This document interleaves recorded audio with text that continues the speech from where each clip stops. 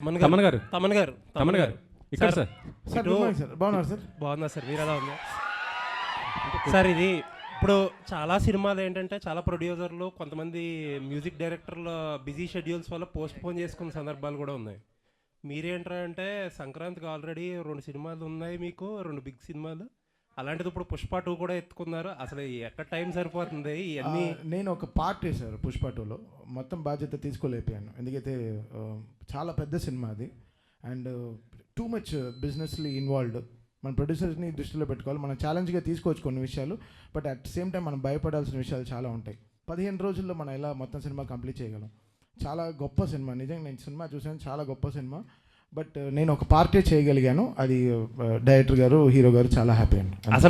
అసలు మీరు అంటే మీరు ధైర్యంగా చేసేస్తున్నారు, మీ ప్రొడ్యూసర్స్ని కూడా ధైర్యంగా ఉంచుతున్నారు. అది బ్యూటీ ఆఫ్ దిస్ ఫిల్మ్. అంతే కదండి, ప్రొడ్యూసర్స్ అనేవాళ్ళు మనకి మదర్స్ లాగా, వాళ్ళ they are like so important. వాళ్ళు లేకుండా మన ఇండస్ట్రీ ఇలా జరుగుతుంది. వాళ్ళకి రిలీజ్ డేట్స్, వాళ్ళకి ఎన్నో లాజిస్టిక్స్ ఉంటాయి, దానికి తగినట్టు మనం పనిచేయాల్సిన సిచ్యువేషన్స్ ఉంటాయి. So always I'm on the producer side అండి. సో వాళ్ళు ఎలా వాళ్ళు సినిమా రిలీజ్ చేయాలనుకుంటున్నారో I try to give them confidence and అది నా భుజాల మీద వేసుకుని I try to finish my.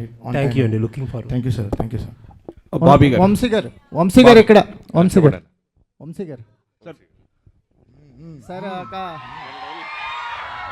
Sir ఒక డ్రీమ్ కమ్ ట్రూ లాగా అనిపిస్తుందా మీకు? ఎందుకంటే బాలకృష్ణ గారి కాంబినేషన్లో మీరు ఎప్పటి నుంచో ఒక సినిమా చేయాలని ట్రై చేస్తున్నారు.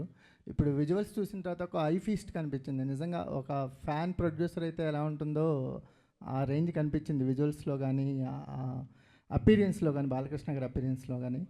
సంక్రాంతికి ఒక ఒక అవుట్ స్టాండింగ్ ఫిల్మ్తో రావటం అనేది ఒక సాంప్రదాయం అవుతూ పోతుందా?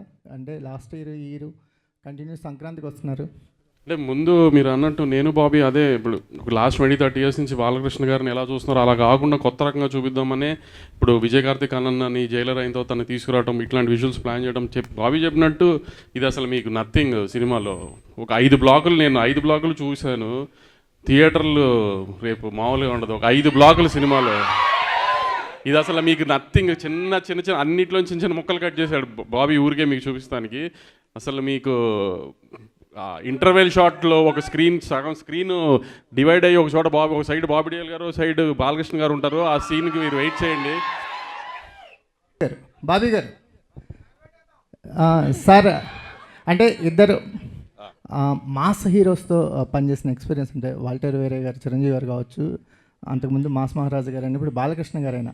ఈ ఎక్స్పీరియన్స్ అనేది, ఈ జర్నీని ఎలా చూస్తారు మీరు? బాలకృష్ణ గారితో ఈ జర్నీని ఎలా చూస్తారు? బాలకృష్ణ గారితో జర్నీ అనేది ఎలా ఉంటుందంటే, డైరెక్టర్ అంటే నిజంగానే ఆయన ఒక ఇంటర్వ్యూలో చెప్పినప్పుడు నిజంగానే అనిపించింది. ఒక స్టేట్మెంట్ ఇచ్చాడు ఆయన ఒక సినిమా ఇంటర్వ్యూలో.